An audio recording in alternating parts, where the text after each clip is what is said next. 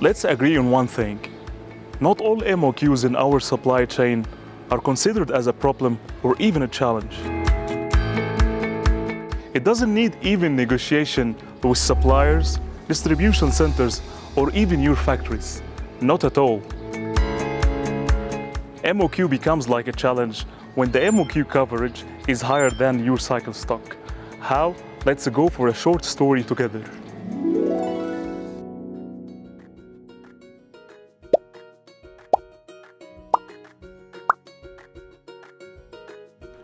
Once upon a time, there was a businessman. He has decided to have a new product to his company's portfolio. He gathered the team in one room to build the stock model for this product. They plotted a graph between the quantity and the time. They also agreed that the safety stock will be 2 days and the cycle stock will be 1 day. So first order will cover them 3 days and then consumption will go on. So by this way, they defined the maximum and the minimum level of inventory. The inventory fluctuates between 3 and 2 days. They were so happy after finishing the stock model. Immediately, one of the customer service team sent the first order to the supplier. She was waiting for the supplier's feedback. Finally, she received a confirmation from the supplier. She went to the businessman's office, asking him to check on the supplier's confirmation. And quickly, he opened his email. He got so angry. You know why he's very angry?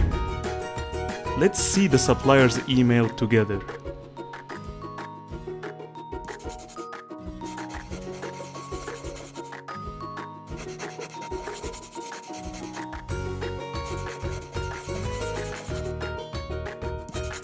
No way! 30 days? Will the inventory level remains the same like before? Definitely no. Because the first order will cover 30 days because of the MOQ. There are two implications here in the inventory level. Number one, overstock. 27 days of the inventory are considered as an overstock. Besides having a business waste, you know what is the reason? Because the shelf lifetime of this product is 7 days. By this way, we will have an expired stock. 23 days of the inventory will be expired by default. We will help this man to find a solution for these MOQs.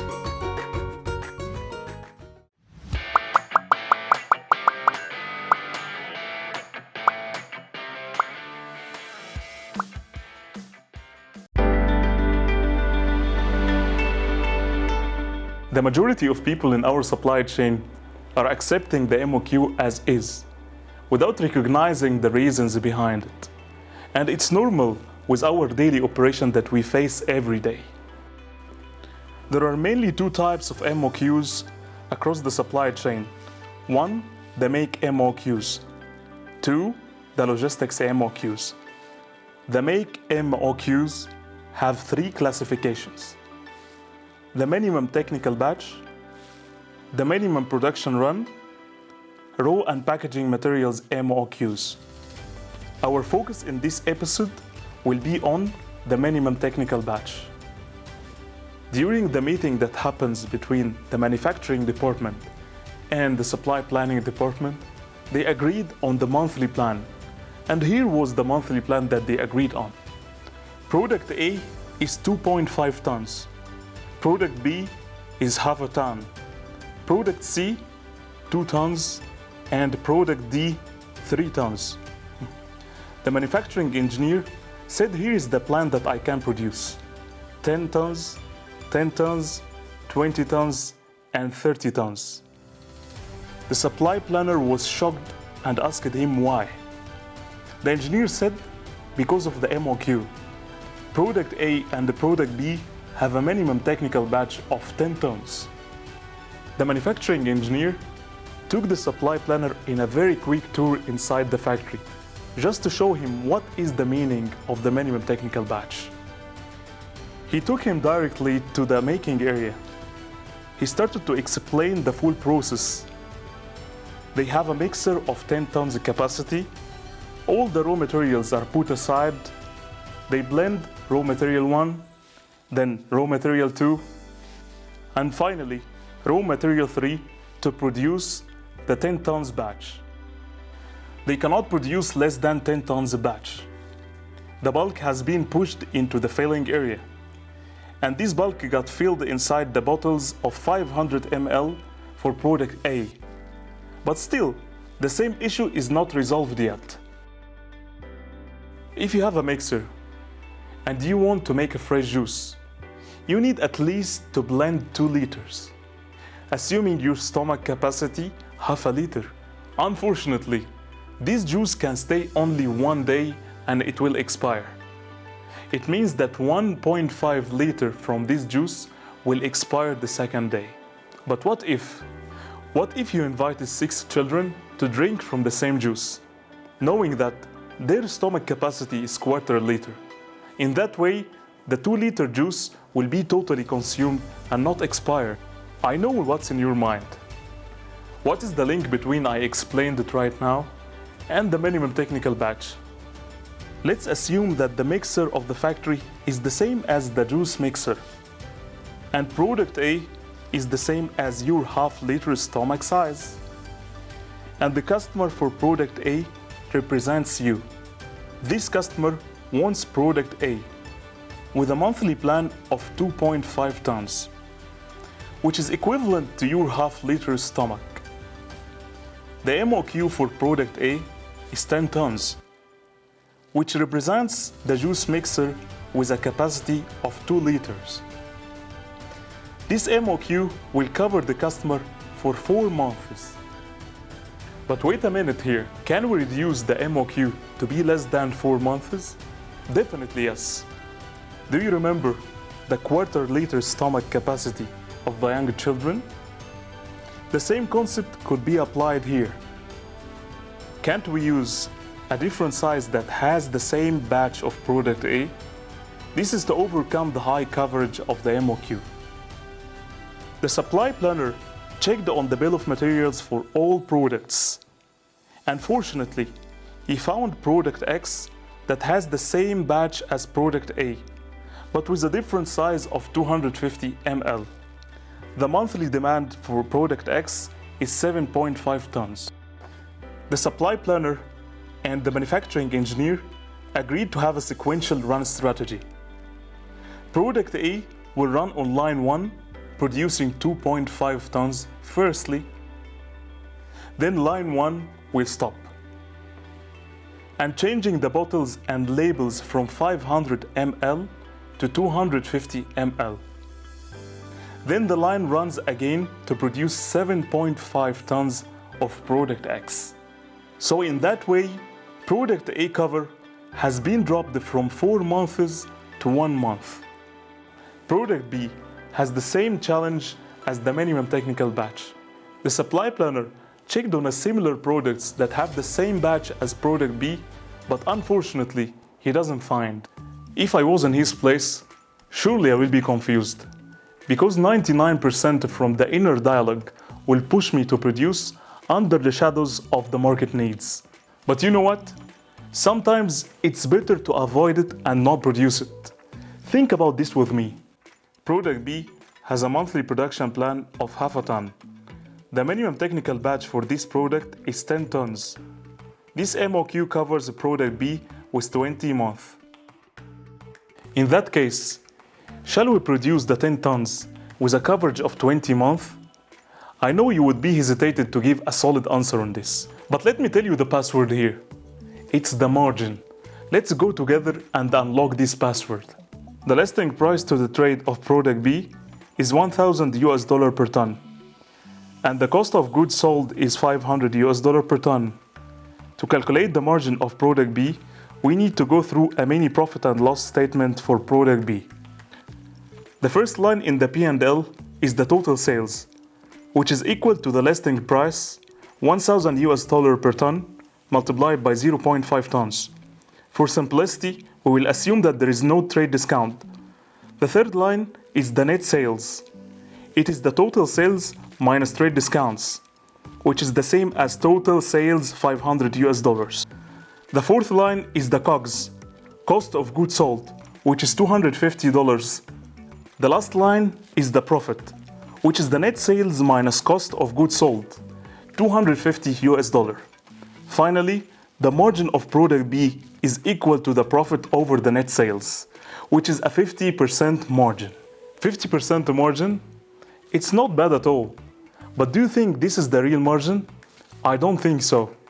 The shelf lifetime from production date until the expiry date for product B is 10 months. The MOQ covers 20 months. Here is the expiry zone. It means that 10 months from the stocks will be expired, which are equivalent to 5 tons from the demand. The expired stocks value equals 5 tons multiplied by the COGS value, which is $500 per ton. $2,500 is the value of those expired stocks. Don't think that the $2,500 is the only expired stock. It's even more. There is something called the trade acceptable shelf lifetime. And usually it's measured by a percentage from the total shelf lifetime. Simply, it's an agreement between the distributor and the customer to not receive any stock less than the agreed percentage from the shelf lifetime. Let's assume the acceptable shelf lifetime in this case is 50%. There are 5 months are potential to be expired as well, which are equivalent to 2.5 tons with a COGS value of $1,250. The potential projected provisions are equal to $1,250 plus $2,500, which is equivalent $3,750. Back to the P&L again. Let's calculate the margin over 10 months as a full shelf lifetime of product B. The 10-month volume is 5 tons. The net sales are $5,000. The COGS is $2,500. And the profit is $2,500. With the same margin of 50%. Now we need to allocate the potential expired stocks, $3,750. There is another line under the COGS named as a provision with a negative sign. Well, after adding this $3,750 to the existing COGS value, it will increase from $2,500 to $6,250 with a profit of negative $1,250 and a margin of negative 25%. Sometimes it's better for the company to stop producing some of the SKUs. If you are working in supply planning department, here are the actions that are needed from your side on the minimum technical batch. Number 1, list down all products under your portfolio. Number 2, compare the MOQ cover versus the maintained cycle stock. 3, this question you need to ask yourself. If the MOQ cover is greater than the cycle stock, you have 2 choices. Number 1, if it's no, then there is no problem. Number 2, if it's yes, ask another question. Is there any product that has the same batch? If the answer is yes, then use a sequential run strategy. If it's no, check on the potential expired stocks. Ask your finance business partner to calculate the margin after this provision. If it dilutes the margin, then align internally with your business and discontinue this product.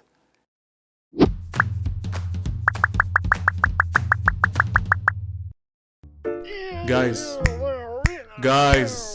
can you stop please? Why are you fighting? He has put the 2 tons plan for product C at line 1.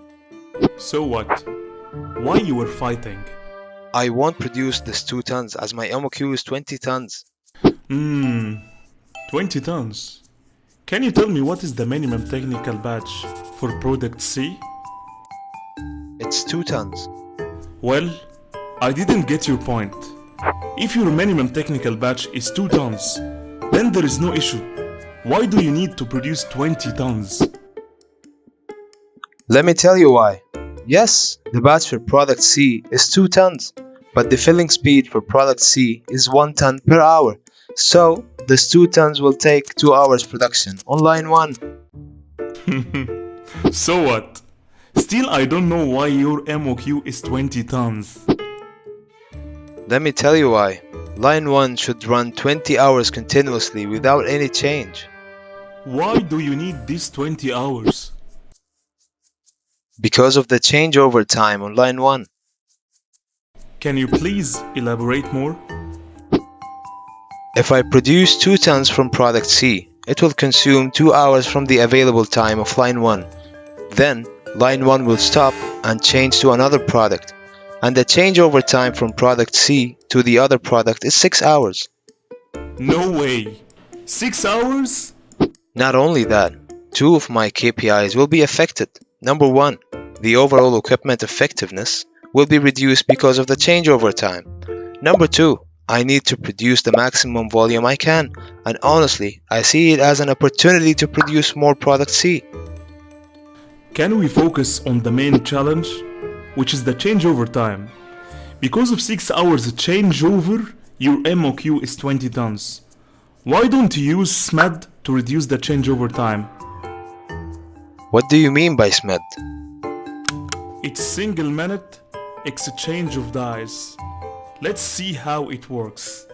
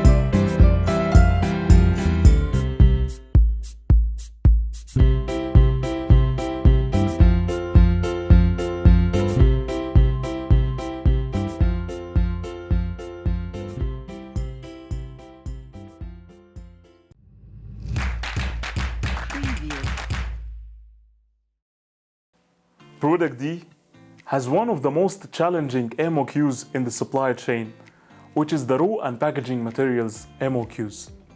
The production plan for product D is 3 tons, and the MOQ is 30 tons. The planner and the engineer understand the reason for this MOQ. Simply, product D as a finished good has a bill of material of number 1, a 700 ml bottle. Number 2, a cap for this bottle. Number 3, a label on this bottle. And finally, a bulk with different types of raw materials. 1 ton of product D consumes 1,500 bottles of 700 ml. To produce 3 tons from product D, we need 4,500 bottles from supplier A. The planner raised an order with 4,500 bottles, but the supplier replied back that the MOQ of this bottle is 45,000 units. It means that the stock cover for this bottle is 10 months. Most of the challenges of the MOQs that are faced by raw and packaging materials are due to the unique materials and not the common ones. This cap can be used for product D, product B, and product A, which we named it as a common packaging materials, as it's used under different parent items. This bottle is only used for product D and has no alternative parent item. That's why it's named as a unique material. What shall we do now? Solving a problem with another big problem, it's not a solution at all. Producing 30 tons of product D because of the bottle's MOQ, it's not a solution at all. It's better to produce 3 tons of product D and carry the rest of the bottles in the inventory, instead of converting it into finished good. The secret of this challenge is the SRM. SRM stands for Supplier's Relationship Management. The same concept in the last episodes could be applied here as well. Discuss with the supplier what is the reason for the bottle MOQ. It could be minimum technical batch, it could be minimum production run, and always propose a solution to the supplier which we discussed before. Negotiation with supplier could be one of the elements of reducing the inventory level. One of the basic tools can be used here is the price and the quantity matrix. As the quantity goes up, the price goes down. And it's logical due to the holding cost at the supplier side. You can pick the quantity you need based on the maintained cycle stock for this material. In our example here, it's 4,500 bottles, where the price of 1 unit is P1. And the MOQ is 45,000 bottles, with a price P2. There is a delta between the two prices. Your role is to choose this quantity and to balance between two things. Number one, the material cost, which will affect the margin under the P&L statement. Number two, the level of inventory, which will affect the balance sheet. A product that ran on the line. That product got packed inside a carton. This carton is stacked over a pallet. And this pallet got picked by a forklift. This forklift loaded the pallet inside the truck. That truck went directly to store the pallets at the supplier's warehouse. The coming rules could be applied to any location, either from supplier to producer, or from producer to distributor, or even from distributor to a retailer. It's a truck. This truck, train, vessel, and that plane picked the good from the supplier side into the customer side. The geography between the supplier and the customer location plays a key role in the way of transportation, either by sea, by road, or by air. There is another factor here, which is the transportation cost. This customer raised an order to the supplier with X quantity of a product. The supplier replied with a logistics MOQ of 24X. There are two types of logistics MOQs. Number one, transportation MOQ. Number two is the handling MOQ. Transportation MOQ depends on the way of transportation. The commonly used one here are by road or by sea.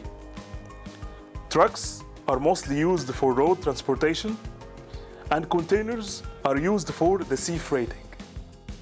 This truck has a capacity of 24 pallets. The customer needs only one pallet, which is the X quantity of cases. The supplier is paying for the transportation cost, so he needs to utilize the 24 pallets per trip. That's why his MOQ is 24 pallets, which is 100% utilization. There are two solutions here. Solution number one, check the size of the truck used by the supplier In our case, it's a 20 tons truck, which holds 24 pallets. What about asking the supplier to select a smaller size truck that has a smaller capacity so that the cost per trip will be reduced? Yes or no from the supplier side depends on your relationship with him and how much of your business contributes to the supplier side. If you are A customer, will be different than being a C customer. Solution number 2. What about using a milk run method? Milk run is simply used to transport mixed loads from various suppliers to a customer or the opposite. Let's assume that the supplier has only one truck size, which is the 24 pallets. This supplier has 2 orders for 2 different customers with a different mixed products. Those 2 customers are near each other. The supplier will load these 2 orders on the same truck, and this truck will go for customer number 1, then offload the first order, then move to customer number 2, then offload the second order. So in that way, the supplier has utilized the transportation cost, and at the same time, customer is happy because of the lower MOQ. Sea freight is one of the most popular transportation mode globally. It's used particularly for exporting or importing aims. The process is bigger than a customer who places an order to a supplier. There is a freight forwarder in between them. He's in charge of arranging the goods from the supplier location to the customer location. He deals mainly with 4 entities: the supplier, the customer, the shipping company, the customs and the port of authority, either for supplier or customer. The freight forwarder arranges with the shipping company all the needed containers. He sends those containers to the supplier's warehouse. The supplier loads the goods inside the containers.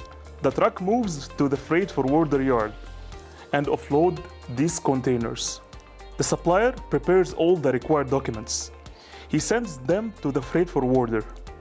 The forwarder then checks on the manifest of the nearest vessel to the customer location. He loads the container again to the supplier's port and offloads it to the port yard. Then position those containers inside the vessel. Vessel sails from supplier port into customer port. The broker or the clearance department clear the goods and send them to the customer warehouse. What if the supplier's MOQ is 1 container, or something named as FCL, which is the full container load? The solution is very simple. It's to use LCL, which is the loose container load. For instance, FCL is 24 pallets, and the customer requirements are 4 pallets. Those 4 pallets will be mixed along with another customer products, then loaded all together in 1 container. Don't forget to amend the clearance lead time into your replenishment model. This is to avoid any service level hit. As you're using LCL, it means that the lead time will increase. The second type of logistics MOQ is the handling MOQ. Easily, it's how the products are handled and packed. It could be 1 pallet, it could be a carton, it could be a barrel, it could be a jar, whatever the packing unit used from the supplier's side. The solution is very simple: the customization.